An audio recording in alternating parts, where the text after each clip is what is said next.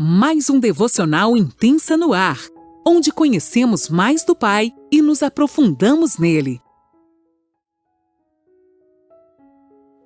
Olá, bom dia! Mais um dia se inicia e eu, Lani Nola, falo com você de Criciúma, Santa Catarina. Hoje nós vamos continuar nossa viagem aqui em Gálatas, na cidade de Galácia, onde a gente tem aprendido um pouquinho mais sobre este povo. E é tão interessante, hoje a gente está no episódio 3 e a gente tem descoberto tantas coisas preciosas do coração do Pai. Então, nesta manhã, mais uma vez, eu te convido a pegar sua caneta, seu caderninho e anotar tudo que o Senhor falar nesta manhã. Então, anote. Vamos lá, Gálatas 1, do 11 ao 24. Eu vou estar lendo na NAA. Então, vamos lá. Mas informo a vocês, irmãos, que o evangelho por mim anunciado não é mensagem humana, porque eu não o recebi de ser humano algum, nem me foi ensinado, mas eu o recebi mediante revelação de Jesus Cristo. Porque vocês ouviram qual foi, no passado, o meu modo de agir no judaísmo, como de forma violenta eu perseguia a igreja de Deus e procurava destruí-la. E na minha nação, quanto ao judaísmo, levava vantagem sobre muitos da minha idade, sendo extremamente zeloso das tradições dos meus pais. Mas quando Deus, que me separou antes de eu nascer e me chamou pela sua graça, achou por bem revelar seu Filho em mim, para que eu o pregasse entre os gentios, não fui imediatamente consultar outras pessoas, nem fui a Jerusalém para me encontrar com os que já eram apóstolos antes de mim, mas fui para as regiões da Arábia e voltei outra vez para Damasco. Passados 3 anos, fui a Jerusalém para me encontrar com Cefas e fiquei 15 dias com ele e não vi outro dos apóstolos a não ser Tiago, o irmão do Senhor. Ora, a respeito do que eu estou escrevendo a vocês, afirmo diante de Deus que não estou mentindo. Depois fui para as regiões da Síria e da Cilícia. E eu não era conhecido pessoalmente pelas igrejas da Judéia que estão em Cristo. Ouviam somente dizer: aquele que antes nos perseguia, agora prega a fé que no passado procurava destruir. E glorificavam a Deus a meu respeito. Gente, vou até repetir isso. Ouviam somente dizer: aquele que antes nos perseguia, agora prega a fé que no passado procurava destruir. E glorificavam a Deus a meu respeito. Gente, quem nunca? Eu não digo fazendo o mesmo que Paulo, mas eu antes de me converter, eu achava esses crentes muito estranhos, gente. Esse povo cristão muito doido. Eu chegava a dizer assim, gente, eles são surdos, por que eles têm que gritar? Enfim, acredito, né? Mas alguém se identifica aí? Eu acredito que todos nós já tivemos as nossas conclusões, né? Claro, né? Tem exceções que teve aqueles que também tiveram o privilégio de nascer em um lar cristão. Mas eu lembro que eu achava meio estranho esse povo. E agora estou eu aqui no meio do povo estranho. Glória a Deus por isso que ele me encontrou. E voltando aqui, Paulo frisa que chegou ao evangelho somente porque o próprio Jesus o alcançou e não por influência dos outros apóstolos. Gente, ele está dizendo assim, olha, foi Jesus que me chamou. Não foi os outros apóstolos, ninguém me influenciou, não. O próprio Jesus apareceu para mim. Eu fui chamado por ele. Ele diz em seu testemunho, a minha autoridade vem do próprio Jesus. E ele trazia o evangelho verdadeiro, o mesmo que os outros apóstolos anunciavam. Gente, um dado tão interessante sobre Gálatas é que foi escrito aos cristãos. Essa epístola foi dirigida às igrejas da Galácia do Norte. Então, muitas vezes, por mais que na maioria, das vezes a gente pense que o evangelho é somente para quem não conhece Jesus, isso não é verdade. Essa carta foi direcionada totalmente àqueles que já serviam a Jesus. E de repente, pasmem, gente. Você pode estar pensando assim, mas por quê? Você não se perde? Você não tem que ser todo dia lavado pelo sangue de Jesus. Você não tem que ser todo dia transformado. Deixar que Ele te guie. E quando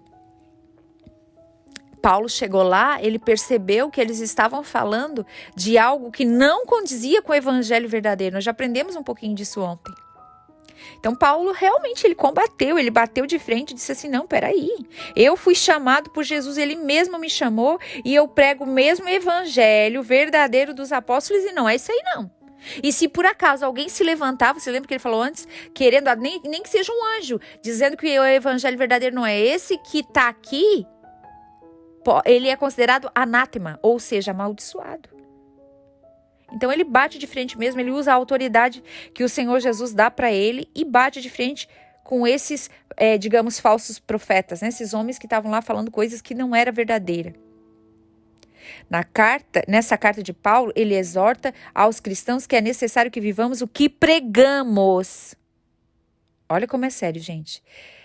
Necessário que vivamos o que pregamos para que possamos desfrutar da liberdade que o evangelho nos dá. Porque é muito fácil falar, aliás, faça isso, faça aquilo outro. É muito romântico, é tudo muito lindo. Mas na hora que a dor, as coisas estão acontecendo, as circunstâncias não estão como eu quero, eu pegar e desviar do evangelho. Ou dizer, não, então eu vou fazer tipo assim, eu vou usar um evangelho paralelo, um evangelho, como é que a gente fala agora? Isso me fugiu a palavra que eu queria usar aqui. Mas paliativo, queria dizer. Não existe paliativo, gente. Evangelho é verdadeiro e pronto. Não tem algo que use para remediar ou para que seja aliviar. Não. Ele quer nos curar, nos transformar. Ele é aquele que traz um alívio total à nossa vida, que nos transforma, que mesmo passando pela dor, você não vai ter um remedinho para aliviar a sua dorzinha. Não, ele vai trazer um alívio completo. Porque você passa pela dor, você sente a dor, mas você tem convicção que Ele está junto. Porque você tem convicção, porque você vive o evangelho verdadeiro.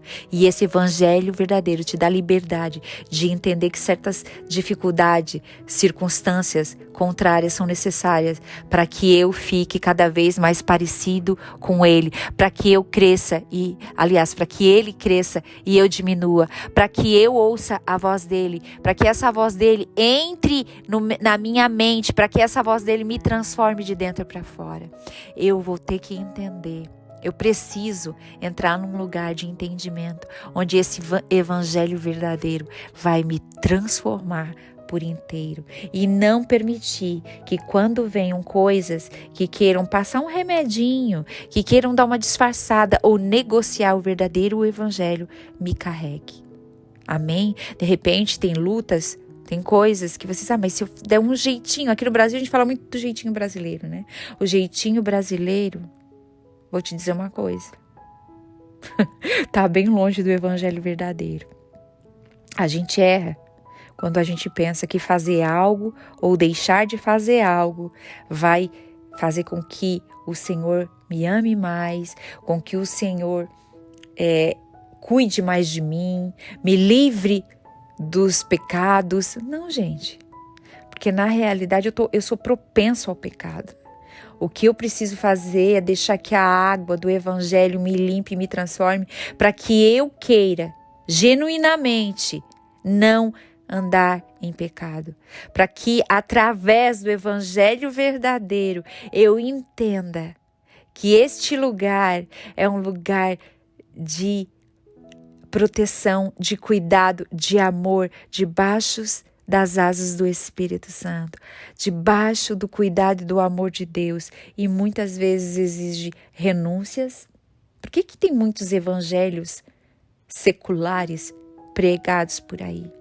Porque é mais fácil de repente você fazer um troca-troca do que você se permitir ser transformado por completo. É mais fácil por vezes a gente deixar que doutrinas humanas nos guiem do que nos posicionar e dizer, não, eu não quero isso porque eu amo a Deus, porque eu entendi que Ele me amou primeiro, porque Ele é doce, porque Ele é querido, porque Ele é o meu amado, mas não porque tem uma cerquinha aqui que eu não quero fazer. Eu entendi que eu não faço porque eu sou livre, porque eu amo a Deus, porque Tá na minha origem, amar Ele de todo o meu coração. Por que tá na minha origem? Porque agora eu voltei, eu tive um encontro com Ele.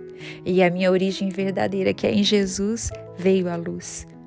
Então, a partir daí, sim, eu posso ser alguém que ama a Deus sobre todas as coisas. Ele já nos libertou, nos amou, morrendo naquela cruz. Talvez você esteja aí pensando, tá, então eu posso fazer qualquer coisa errada e mesmo assim Jesus me ama? Sim, a resposta é sim. No entanto, a responsabilidade dos atos errados que eu ou você fizer é minha e sua. As consequências, inclusive, daquilo que eu vou fazer errado é meu e seu. É minha e sua, aliás. São exclusivamente nossa. Porque não tem como eu plantar arroz e colher feijão. Eu planto arroz, eu colho feijão. Eu planto maçã, eu colho maçã. Eu planto maldade, eu colho maldade. Eu planto bondade, eu colho bondade. Viver a graça é entender que Ele nos ama incondicionalmente, sim. No entanto, a gente não deve permanecer nesse erro. Deus é tão lindo que quando Ele nos separa para Ele nos envolve com tanto amor, com tanta graça. E aquela carência que a gente sente das pessoas, aquele abandono, de repente aquele espírito de orfandade, aquilo tudo que nos afastava do amor de Deus. Você de repente teve uma criação onde não teve pai ou não teve mãe. Nesta manhã, Ele quer restaurar em nossas vidas uma paternidade e um amor. Porque Ele nos amou primeiro. Ele deu o seu próprio Filho naquela cruz, por mim e por você. E Ele é amor. Não é pelo que você oferece. Não é porque você obedece que Ele te ama. Ele te ama porque Ele é amor, porque Ele é lindo, porque Ele é doce, porque Ele é um querido. Ele nos ama. Ele nos exorta. Ele nos reposiciona. Ele permite que passamos por dificuldades, por processos, porque são necessários para o nosso crescimento. Sabem, falando em processos necessários, outro dia aconteceu algo comigo. Mulher é assim, né, gente? Mulher inventa moda, como dizia minha mãe. Meu marido estava me chamando de Leônidas, eu acho que era esse o nome de um filme aí que fica inventando coisa. Porque eu fui lá, inventei de fazer um peeling. Gente, pensa no negócio que ficou meu rosto. Aí mandei a foto para uma amiga e ela disse assim: uau, Lani, Deus está ministrando comigo que isso aí é um processo. Eu disse, ai, Deus, de novo processo? Gente, e saiu pele, continuou saindo pele por dias e por dias. Daí não dava para se maquiar, não dava para fazer nada, só passar protetor no rosto. E o Senhor dizia assim para mim: tu não vai deixar de fazer as coisas por isso aí. Vive o processo, não se esconde. Vive o processo, deixa eu trabalhar em ti.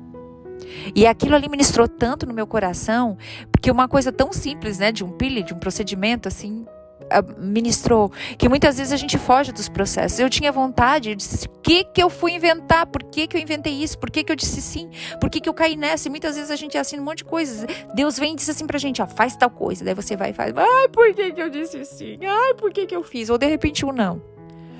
E quando a gente diz um sim ou um não, depois dessa nossa resposta tem um processo. Ou é da renúncia ou do aceite. Mas tem um processo, assim como eu naquele período. Teve o processo de escamar toda aquela pele. Para vir uma pele nova, a velha teve que cair. Para mostrar aquilo que estava lá dentro, o velho que estava por fora, aquilo que não fazia bem para a minha pele teve que sair. E é assim na nossa vida, nos processos que nós temos que viver. É deixar que toda a crosta da religião, toda a crosta daquilo que não é bom, tudo aquilo que veio da nossa natureza humana, seja arrancada, camada por camada, gente. Porque eu vou dizer uma coisa, não foi só uma camada de pele que saiu, não, foi mais de uma.